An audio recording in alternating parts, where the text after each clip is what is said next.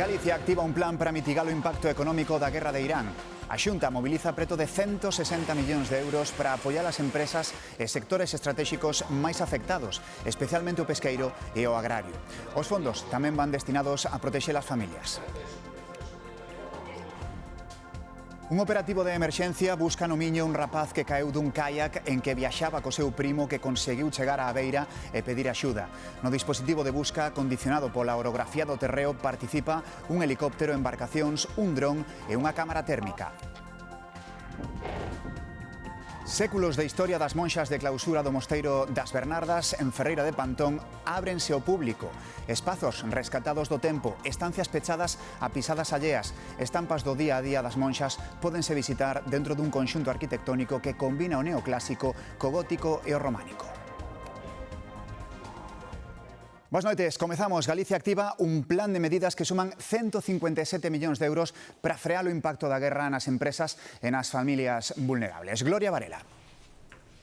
Sí, as familias máis vulnerables están no centro das medidas que aprobou este luns o goberno galego. Para elas van destinados 6 millóns de euros, outros 62 en préstamos para que as empresas máis afectadas teñan liquidez e outros 45 para o sector pesqueiro e para o sector agrícola. En total, a Xunta destina 277 millóns de euros para minimizar o impacto do conflito no Oriente Medio.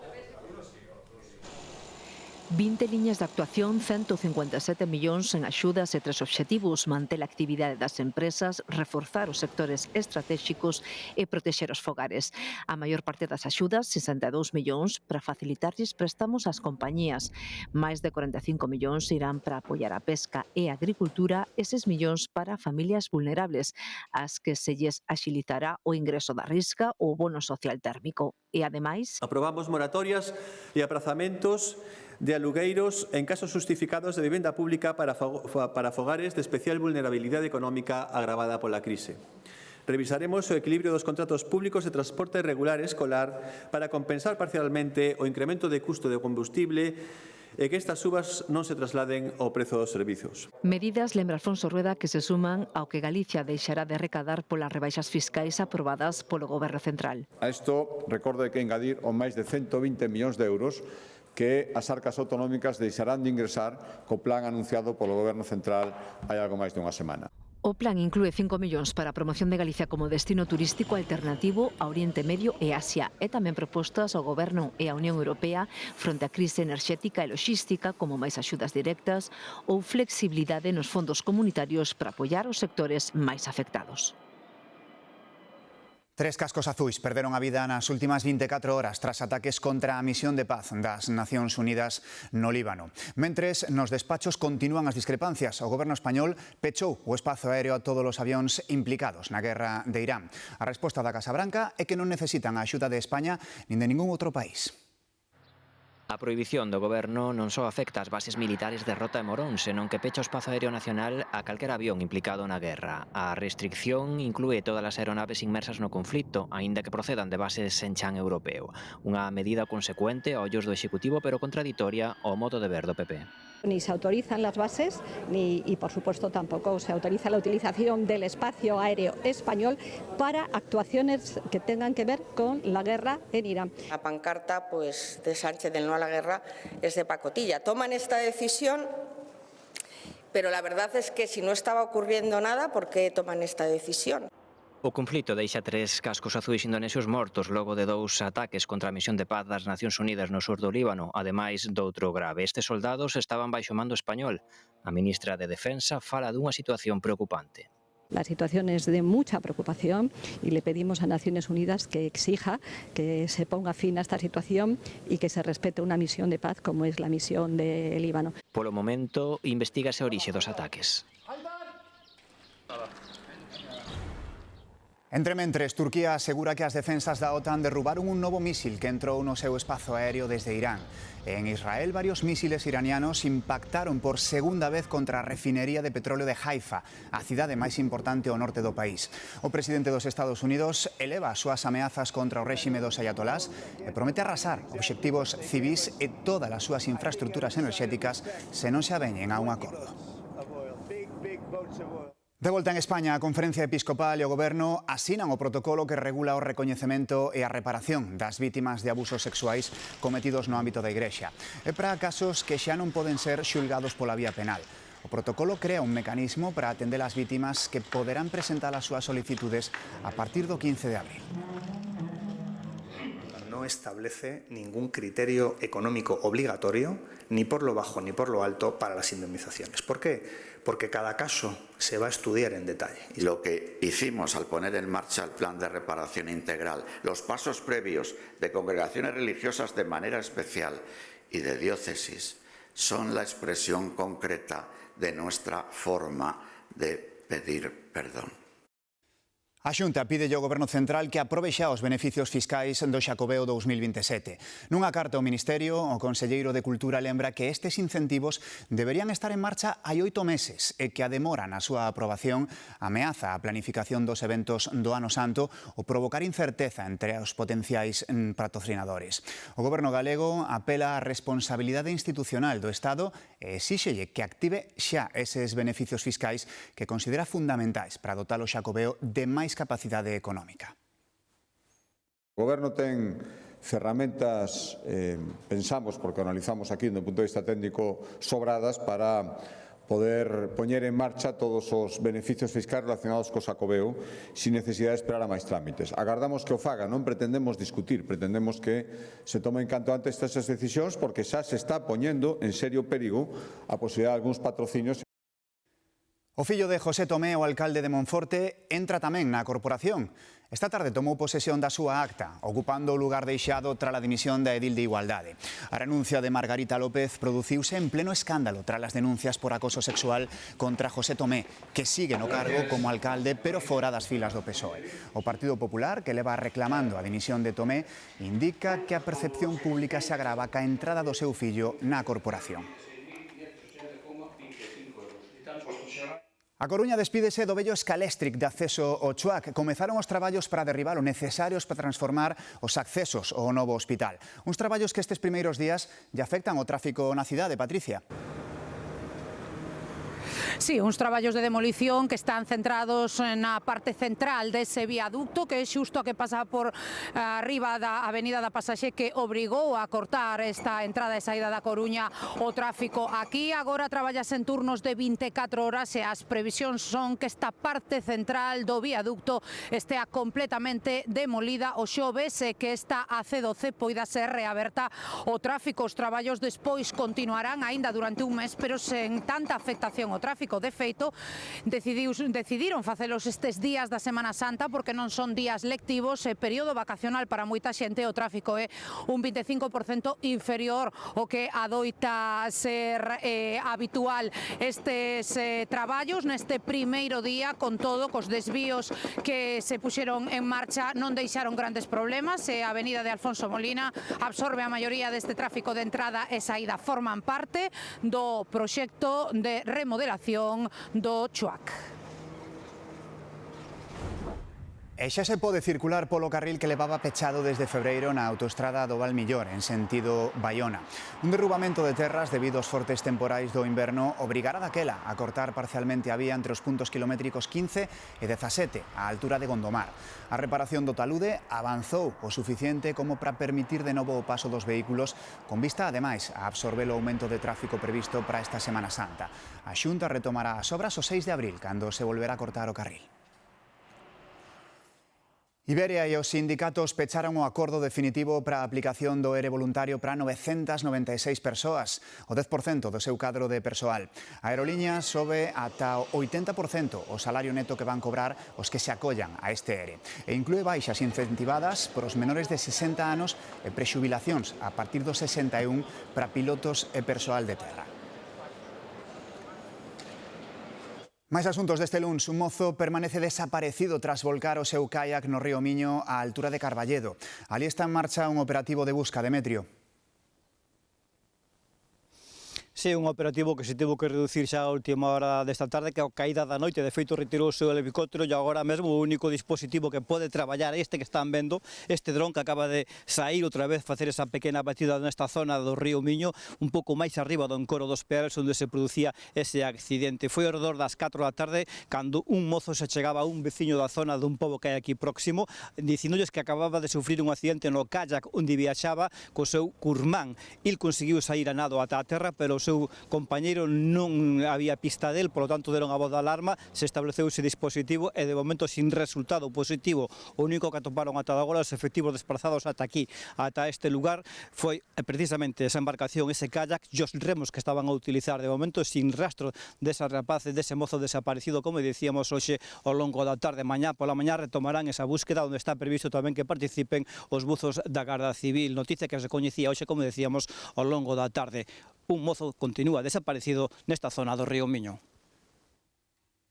Grazas, Demetrio. Alfonso Basterra está máis cerca que nunca de sair de prisión. 12 anos despois de ingresar na cadea polo asasinato da pequena Asunta, un tribunal de Salamanca autorizou o seu primeiro permiso penitenciario. A decisión aínda non é firme.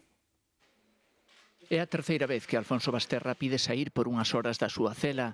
A primeira foi cando estaba en Teixeiro e a segunda no penal de Topas en Salamanca, onde segue encarcerado desde hai pouco máis dun ano. Denegáronlle as dúas, pero na última o pai e asasino de Asunta presentou un recurso ante a sección de vixilancia penitenciaria do Tribunal de Salamanca. O xuíz acaba de aceptar os seus argumentos, pero a súa saída non será inmediata. As partes aínda están en prazo para impugnar a decisión. Se non o fan ou se é desestimada, Basterra abandonará a prisión durante algúns días, unha saída puntual que non ten que ver co réxime de semiliberdade que permite o terceiro grao. Se se confirma, será a primeira vez que pise a rúa desde que fora condenado en setembro de 2013 a unha pena de 18 anos polo asasinato da súa filla, a mesma sentenza que lle impuxeron a súa muller xa falecida, Rosario Porto. Un home faleceu esta tarde nun accidente de tractor en Córgomo, no concello de Vilamartín. A vítima de 77 anos estaba traballando na súa finca cando tivo o accidente. Esta é a quinta vítima mortal por accidente de tractor no que vai de ano en Galicia. Outro accidente deixou unha muller ferida grave esta mañá en Vilamarín, preto da cidade de Ourense. A vítima cruzaba a carón dun paso de peóns cando a levou por diante unha furgoneta de matrícula portuguesa. O impacto foi tan forte que desplazou a muller varios metros. Foi na coñecida como recta de Tamallancos, un punto negro de accidentes porque ven dunha curva moi pronunciada. Un mozo saíu ferido nunha liorta en Sarria na madrugada deste sábado. Foi unha lea multitudinaria nunha zona onde os veciños aseguran que este tipo de incidentes comeza a ser demasiado habitual. Eran as 5:20 da madrugada do sábado para o domingo. Un grupo de mozos enredouse nunha pelexa na rúa Rías Baixas, en plena zona de viños de Sarria. A lea volveuse en poucos minutos especialmente violenta.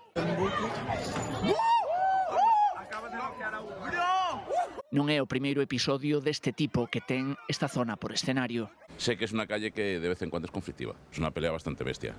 Durante el fin de semana es una calle bastante concurrida por gente joven y de vez en cuando sí que hay peleas. Ahí suele haber pub y ahí normalmente suele haber reortas con frecuencia, unas veces más grandes y otras más pequeñas, pero sí suele haberlas. Es que ahí a veces hay hasta navalladas y todo. Cada vez son más brutales las peleas. Estamos muy acostumbrados ya. De hecho, ves la naturalidad de la gente mirando y es como que estuviera viendo algo habitual. Un mozo foi trasladado ao hospital Lucus Augusti de Lugo cun golpe na cabeza. Cando a policía local chegou ao lugar, os participantes na liorta xa se dispersaran. A Garda Civil investiga o acontecido. Hai unhas semanas falábamos dunha parella ocupa que ten en tensión Moaña dende principios de ano. Ambos quedaron en liberdade con cargos por entrar ilegalmente a estragar varias vivendas do concello e agora protagonizan de novo a crónica de sucesos. Esta mañá detiveron o home por violencia de xénero. A muller non quixo presentar denuncia, pero as autoridades actuaron de oficio dada a gravidade das lesións que presentaba. Ela mesma chamou a policía local que a trasladou ao centro de saúde. O home entregouse voluntariamente na xefatura. Houbo unha operación antidroga espectacular en Augas de Cádiz esta que ven. A Garda Civil interveu case 5 toneladas de haxís e detivo 4 persoas nun operativo policial que permitiu apresar unha narcolancha. A operación comezou fronte ás costas de Huelva, onde varias patrulleiras tentaron interceptar a embarcación. Comezou unha fuxida con manobras moi perigosas na narcolancha da que saiu despedido un dos ocupantes. Máis asuntos, a policía italiana intenta recuperar 4 cadros de Renoir, Matisse e Cézanne que unha banda organizada roubou dunha das maiores coleccións privadas do país. O asalto fíxose de noite en apenas 3 minutos. Os cadros son propiedade da Fundación Magnani Rocca, unha das coleccións privadas máis importantes de Italia, situada na provincia de Parma. Son 4 obras de Renoir, Cézanne e Matisse, valoradas en varios millóns de euros. Segundo a policía italiana, os ladróns actuaron como unha banda perfectamente organizada. As cámaras de seguridade captaron 4 encapuchados que forzaron a porta do museo e cometeron o roubo en cuestión de minutos. Despois escaparon polos xardíns, cada un cun cadro, en plena noite e coas alarmas soando. A policía italiana séguelle os pasos, pero de momento non os ten localizados. A Fundación mantivo en segredo o roubo durante uns días. Agora volve estar aberta ao público coa esperanza de poder recuperar as 4 obras. En Santiago acaban de restaurar de xeito virtual unha das figuras máis célebres da catedral, o chamado Santo dos Croques, que representa o Mestre Mateo. Un proxecto da Universidade e da Fundación Catedral permitiu descubrir como eran as súas cores orixinais e outros detalles descoñecidos da figura, como, por exemplo, o seu deseño xestual e cara, e onde dirixe a súa mirada. A reconstrución revela a importancia que tivo esta figura no Pórtico da Gloria e a calidade excepcional da obra.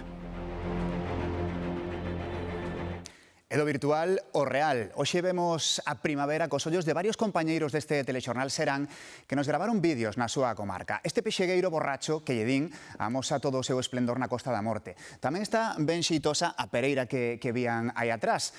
Cerdeiras que florecen na comarca do Deza. Están nun punto de floración moi similar, tanto pereiras como cerdeiras, nas mariñas coruñesas e terras do Mandeo. Este é unha maceira xaponesa. Xa é oficial o cambio de nome de 12 concellos galegos. O noso nomenclátor actualízase 20 anos despois da súa creación. Modifícanse as denominacións de 2.530 parroquias, lugares e concellos do país.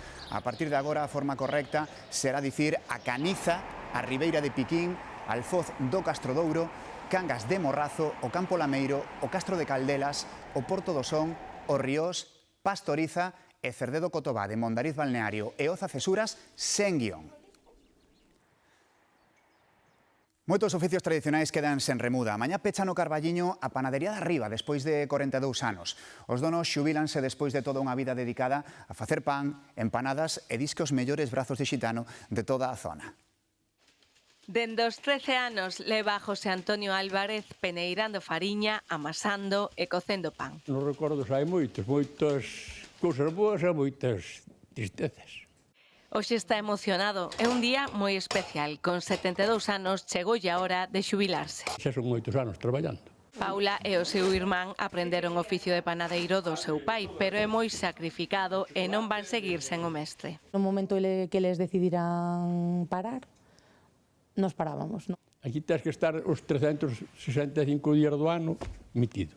Entonces, eso foi ben para nós, agora eles xa non queren eso. Así as cousas, a mítica panadería da Riba do Carballiño pecha as súas portas para sempre. Mañá xubilanse. Que dices? Sí, entón mañá é o último día. Vaya sorpresa, tía. A clientela, moi apenada, concorda en que todo o que facían está boísimo. O pan foi maravilloso, As empanadas, os dulces, que é a vida. Hai que saber. O que máis vou botar de menos é o brazo de gitano, porque para min é o mellor do Carballiño. Hoxe, pai e filla elaboran as últimas empanadas e as últimas pezas. Nós estábamos facendo pan como cando empecé aí, cando tiña 3 anos. É o bo facer tradicional que, como noutros moitos oficios, está quedando sen relevo. A Pascua é unha celebración cargada de simbolismo, pero tamén de dozura. Entre os protagonistas destas datas destacan a rosca de Pascua e a mona, dúas elaboracións moi distintas, pero que conviven co paso do tempo, Mónica. Si ambos doces están ligados ao calendario relixioso, a rosca simboliza o ciclo da vida e a mona o renacer. Hoxe en día a aparición das novas técnicas e ingredientes converten as monas en verdadeiras pezas creativas que fan as delicias dos máis pequenos, pero a rosca non perde posicións e hoxe nesta confitaría tan só lle quedan 3. Nos últimos anos, as monas de Pascua deron un xiro definitivo e comezaron a representar personaxes de debuxos animados ou figuras de actualidade, converténdose en verdadeiras obras de arte efémera. Dos bomboneros, que son los que hacen la mayoría de las monas. Aquí se hacen huevos y casas más tradicionales. Entonces se va viendo cuáles son los muñecos y los programas infantiles más de actualidad. Aparte de la tradición, equipos de fútbol, casitas y todo esto. Rechamante e exquisito, unha fórmula que triunfa cos máis cativos. Regalamos el típico huevo de Pascua, que bueno, con la decoración que a ella más le guste. ¿De qué te gusta más? El huevo. Pero o furor da moda da mona de Pascua non foi quen de eclipsar a rosca tradicional que mantén a súa estética máis clásica. Hay una tradición muy importante, mis padres tenían panadería, la bandeira, y la verdad era una cesta de roscón, pero unos roscones inmensos. E segue sendo a favorita de moitos. Y nosotros somos más de roscones, sí, de roscones, de toda la vida, sí, tradición familiar ya. Ah, no, yo es que de toda la vida el roscón y aparte me gusta más el roscón y seguimos la tradición. Estes días, panaderías e confitarías traballan arreo e compiten por facer as mellores creacións. El chocolate está muy bueno. Séculos de historia das monxas de clausura de Ferreira de Pantón en plena Ribeira Sacra afloran pros visitantes nas novas rutas guiadas polo interior do mosteiro do Divino Salvador. Estreáronas a pasada fin de semana e non paran de recibir xente. Tra a muralla de pedra do Mosteiro das Bernardas prevalece a calma dun espazo de clausura. Máis de 5 séculos de historia ábrense ao visitante que pasea polos lugares antanos reservados ás donas e ás súas criadas. A peculiaridade era que eran grandes damas, podían ser moitas veces viúvas, que era moi habitual, entonces elas entraban pois cas súas criadas, co seu servicio.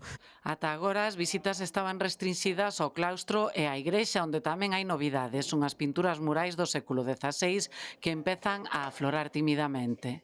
Non sei se las podéis ver, veis la cara de Cristo, verdad? Que es enorme, la veis? A mano izquierda hai un ángel. Sen invadir a zona de clausura, onde aínda residen 7 monxas, os visitantes paseanse por espazos rescatados do tempo, como a antiga cociña. Muchas elegían esto porque era la manera que ellas tenían de crecer culturalmente, bueno, pues estar tranquilas, gestionar tierras.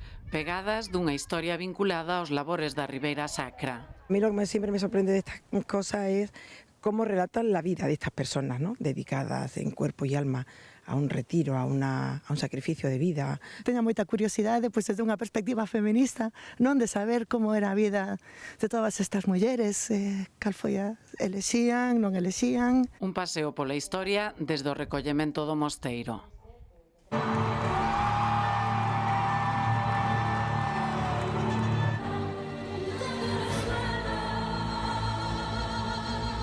A xira mundial de Rosalía chega hoxe a España en plena Semana Santa, datas moi simbólicas para a posta en escena de Lux, un traballo de forte inspiración relixiosa, cheo de evocacións de éxtase e fervor. Milleiros de devotos asisten ao que moitos cualifican de misa pagá, xogando con ese carácter místico que atravesa todo o disco e que tamén está presente na iconografía no escenario, con reliquias, cun confesionario ou un foso en forma de cruz latina. Unhas galegas presentes en Madrid mandáronnos estas imaxes de agora mesmiño. O espectáculo ten unha estrutura de ópera, por certo, cunha orquestra en directo para arroupar o virtuosismo de Rosalía.